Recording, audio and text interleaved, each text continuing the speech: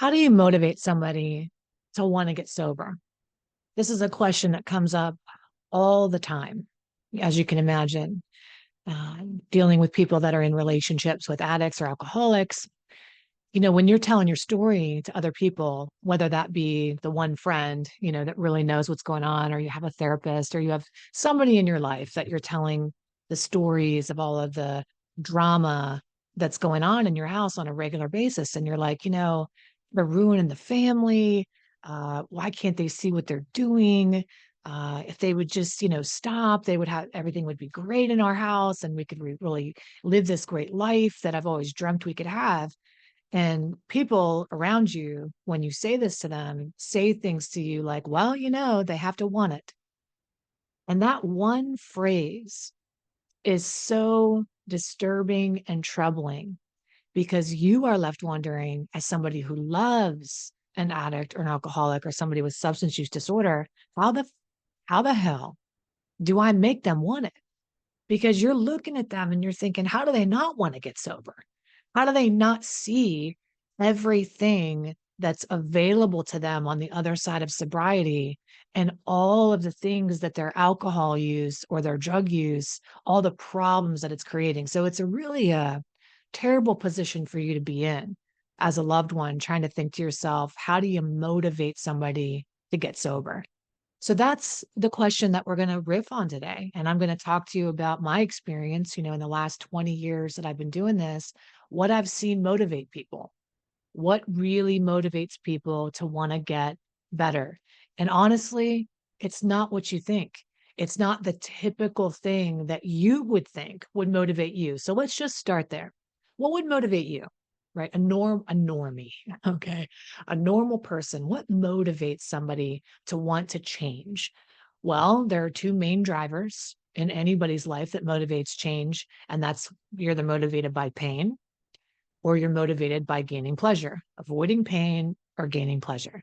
So avoiding pain would be, well, let's take anything, let's take any kind of thing that you might be doing outside of addiction that you would want to change in your life. So let's say you want to change your body. All right, you're not happy with your body, the way it looks or the way it moves or the way it serves you. It's carrying a bunch of extra weight or stress or you're in pain.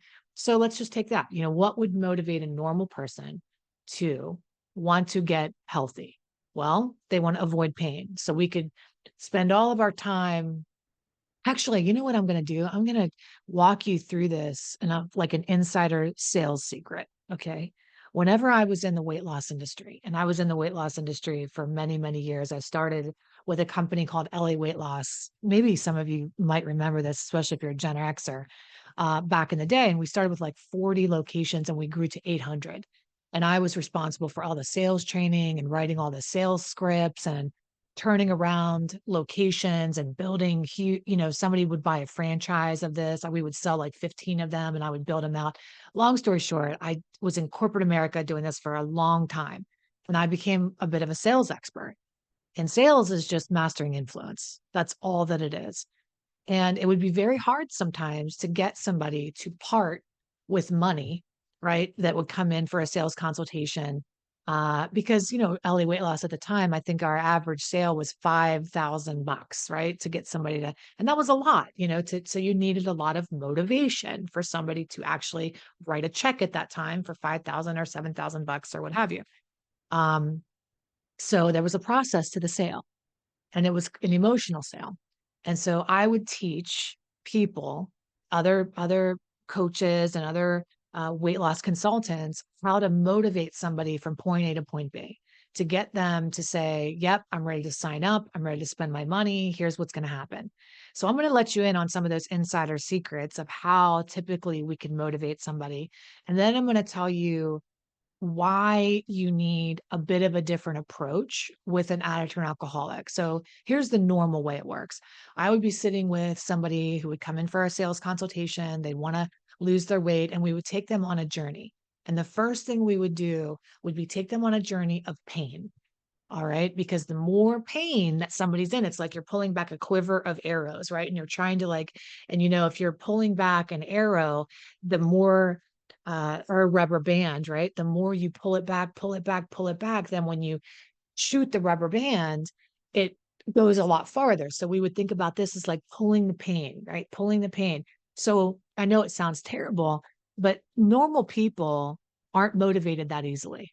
Normal people can be carrying around 100 extra pounds and their knees are going out and they could be in a lot of pain and still talk themselves out of making change on a daily basis. We are very good at talking ourselves out of doing hard things or things we know we need to do and staying stuck in terrible situations, right? We are all experts at that.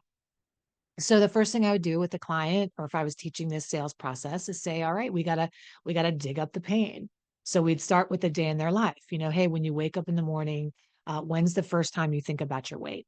And usually the client would say, well, it's when my feet hit the floor. Well, tell me what happens when you get out of bed. Are you in pain?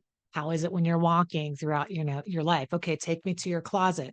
You're going to get dressed in the morning, or you're going to go take a shower. Do you look at yourself in the mirror? What do you see? I know this is sounding really terrible so far, but trust me when I tell you that when somebody's going to make a change in their life, you have to excavate how bad the reality really is, because most people live in complete and total denial and delusion about how bad their problem is, whether it's weight, addiction, a toxic relationship, whatever that it is. So what you need is a lot of ammunition. So, hey, let's look in front of the mirror. Describe what you see.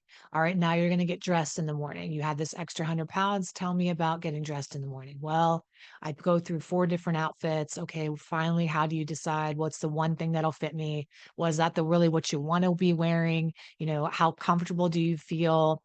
Take you to walk through the day. You take them on outings or shopping at the grocery store, and they're promising themselves they're going to make the right choices, but lo and behold, they find themselves in the cookie aisle. And how are you feeling when you're staring at the bag of Doritos or the bag of cookies? Well, I'm judging myself. I really shouldn't buy it. And then I put it in the cart. And then how do you feel when you put it in the cart? You're just doing like a pain plunge with this client, right? Taking them on this journey. And you take it all the way home, and especially if they're in a relationship, you end up at nighttime and in bed, and you say things like, all right, well, it's time to be intimate with your partner. What's going through your head? Well, how can I avoid this? Can I turn off the lights? How do I cover myself up? I hope they don't see this. Certain positions are off limits in sex because I'm uncomfortable, or I don't want to show my body, or I just try to get out of it and deny it. And, then we have this conversation like, well, what is your partner thinking? Well, they're thinking I'm rejecting them, when really it's about my body and my weight. And so then you go into how it's causing relationship issues and how it's causing all these different affecting every single area of their life, right? I could go into much more detail, but I want you to get the point that when you're trying to help somebody see how bad it is, there is no sugarcoating in motivation. There is no, when I would be a sales trainer and somebody would start to dig in the pain, right? And I did this as a sales trainer for not just weight loss, but in dating and relationships and matchmaking and all kinds of different things where I was like the sales expert, okay, the guru that taught all the people how to get people to make change. It's the same thing where you've got to be willing to sit with somebody in the crap of how bad it actually is without rushing to put a band-aid on a flesh wound or try to make it better. And I'll give you a perfect example. I'd have a sales consultant with a client, taking him on the pain plunge, and the client would say something like, well, I can't have sex with my husband. And all of a sudden the sales consultant would go, well, you're going to be able to have sex now if you join the program, if you lose your weight. Imagine, like, it's premature. It's too soon. People need to be in the pain of what they are experiencing long enough to be motivated to pull the trigger to make a change. And what we do is when we smooth it over right away, well, if you get sober, all that's going to end, or if you lose the weight, your life's going to be amazing, or if you just join my program, and we want people to like make that move. But just you rescuing people from their pain all the time, rescuing people from their pain is what keeps them it keeps them going in the pain. I know this is a crazy dynamic, but like, let's take an alcoholic, for example. Okay. Now we're out of sales. Now we're in real life. You are with your alcoholic wife. The night before, she made an ass of herself at the function. She drank too much. She was falling asleep in the corner. Everybody was starting to notice. You got her out of your husband, your partner. You got her out of there. You took her home. She wakes up. She's in massive pain, right? Or she's in pretend pain because she wants to like rush to like have you make her feel better. This is highly manipulative, but people will do this all the time where the addicted alcoholic person will wake up in the morning and want you to make it all okay. They'll want you to make it all okay. Hey, tell me it wasn't that bad. I really didn't make that big of an ass of myself, did I? We got out of there in enough time. And if you're getting up as a partner and you're trying to make them feel better, like you're making the eggs and you're getting the coffee and you're doing the smoothie with the greens in it as the good husband, and you're coming up and you're trying to make her feel better and it's okay. Today's a new day. You're not doing anybody any favors because all you're doing in that moment is sweeping past the pain, putting a band-aid on a flesh wound, cleaning up the mess and saying today's a new day. So where's the motivation to change? There isn't any because you're not allowing people to feel the pain of the position they put themselves in. If you want to motivate change, you have to give them their pain and let it be freaking real to them. Yes, it was embarrassing at that party last night. Yes, it was horrible. Yes, it was not a yes, it was a bad thing. Hey, and not to shame them, like you better get your shit together and what the fuck's the matter with you? And you see what you do at that party last night? You made an ass of yourself. And that's abusive. Okay, that's not going to help anybody. But what would help somebody is sounds like treatment is in order. Sounds like you need to get some help here.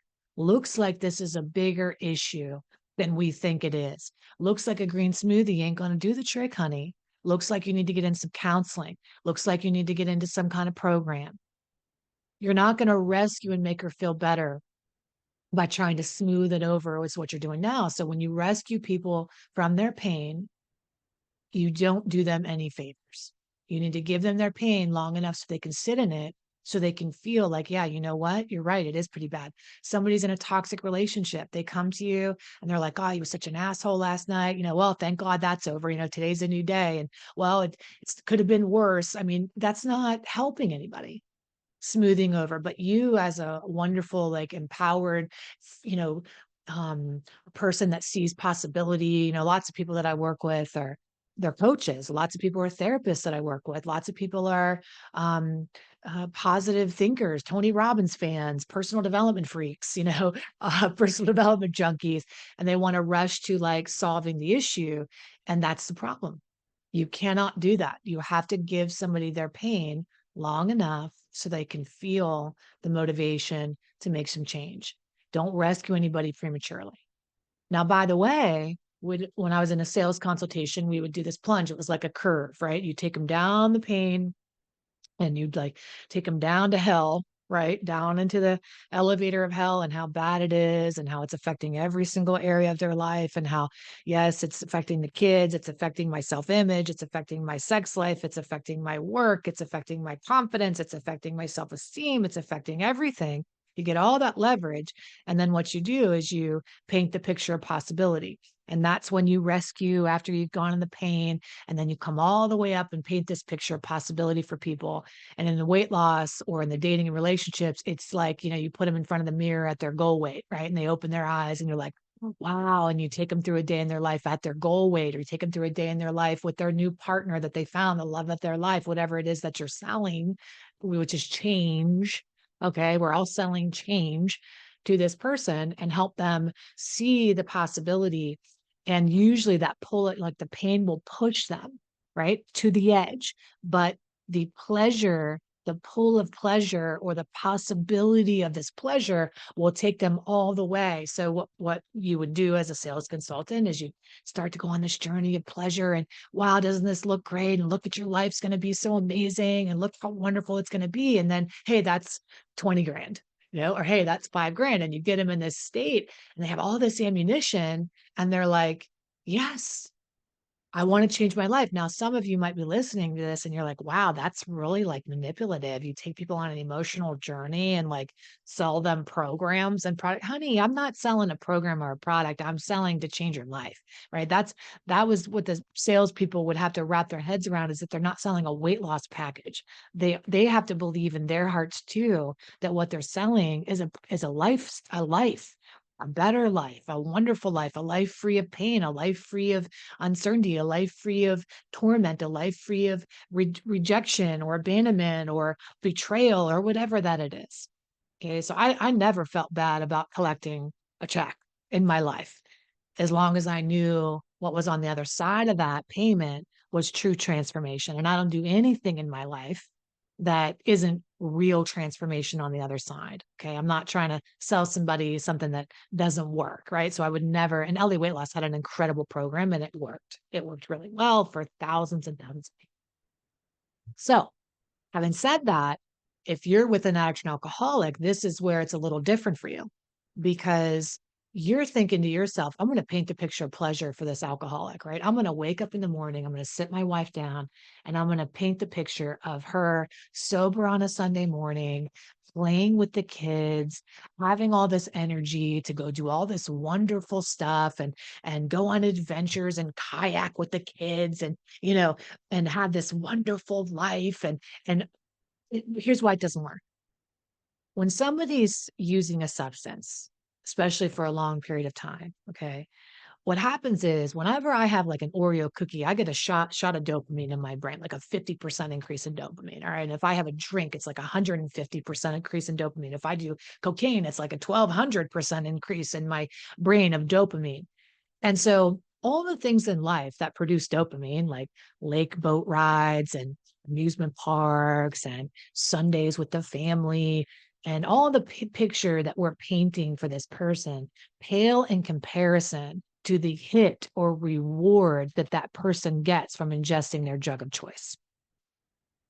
Even though it's causing pain at the same time, you have to remember that that dopamine is real. And so what the brain happens is it starts to rely on the chemical for that dopamine or happiness.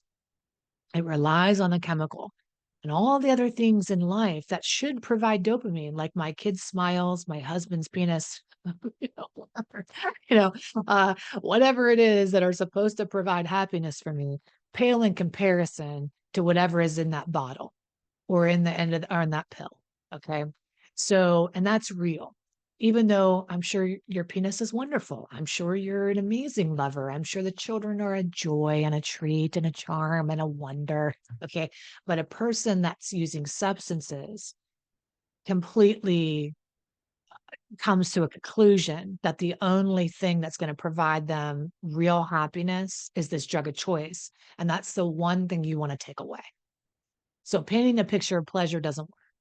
I know you've tried that. You could probably think back into your life and go, yeah, you know what? It hasn't worked. I've been painting this. I've been using things as carrots, Heidi. I tell my wife if she gets sober, I'll build her a new house, and that doesn't work. Or we get into the new house and she still drinks. Or I promised her I'll take her on this trip, and I take her on the trip and she's drunk on the trip. And you know what? I think, yeah, I can look back at this and say you're right about that, Heidi.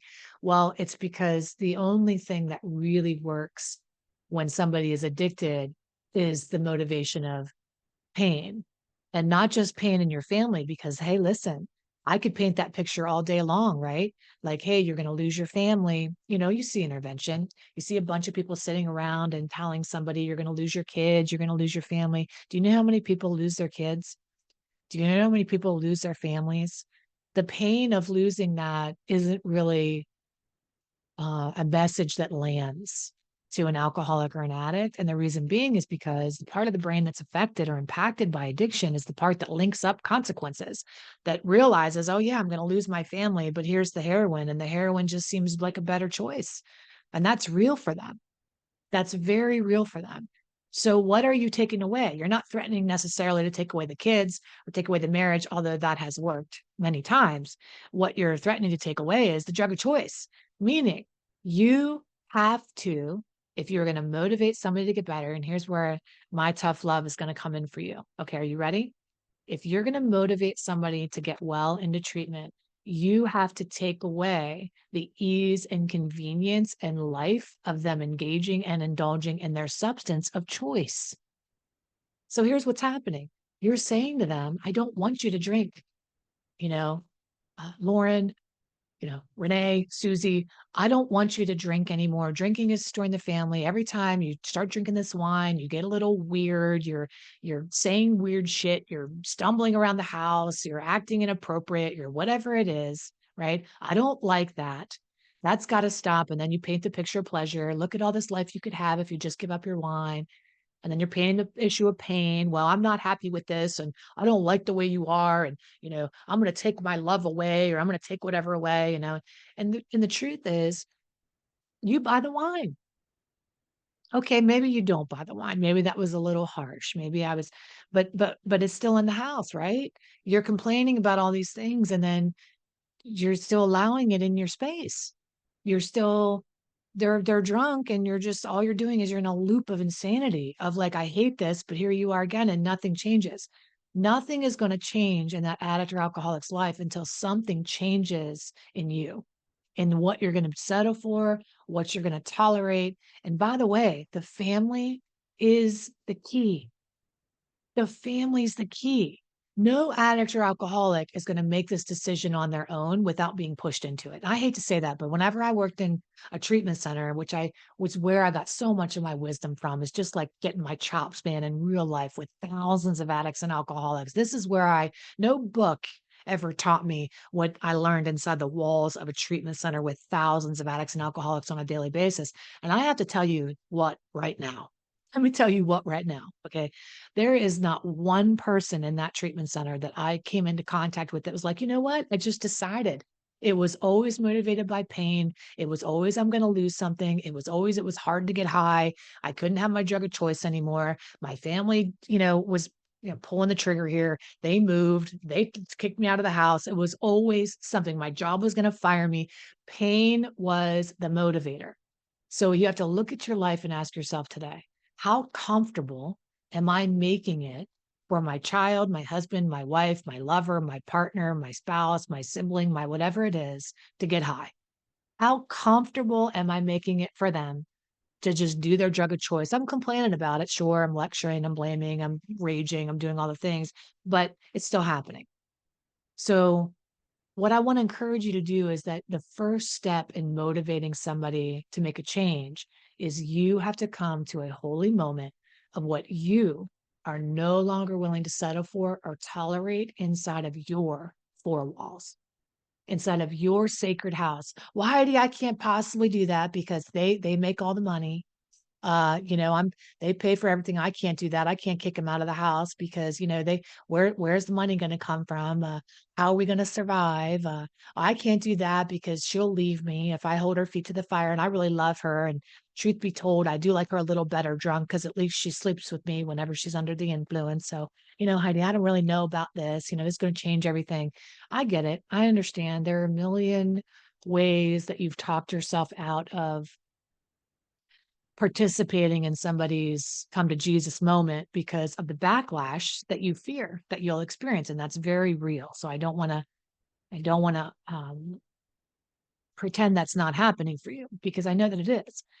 And I also know that for every question you have, every thought in your mind that you have, there is a solution to, there's a way around. I have worked with hundreds of families that have said to me, well, they'll never get better, Heidi. Doesn't matter what I do, there's going to be no change. We work miracles around here. We get people into treatment, we get people in recovery, we get people changing, and we more than importantly, we get families restored, we get everybody, so I know in your limited perspective, you might think that's impossible, but I know better because I've been doing this for a long time. So what's the next step for you? Well, the first step is for you to see how can you make it a little less comfortable for somebody? How can you stop rescuing just today, just this week?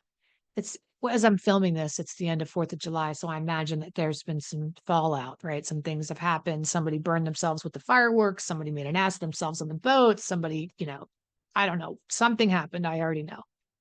How can you start to make a change in the way you handle this is don't rescue.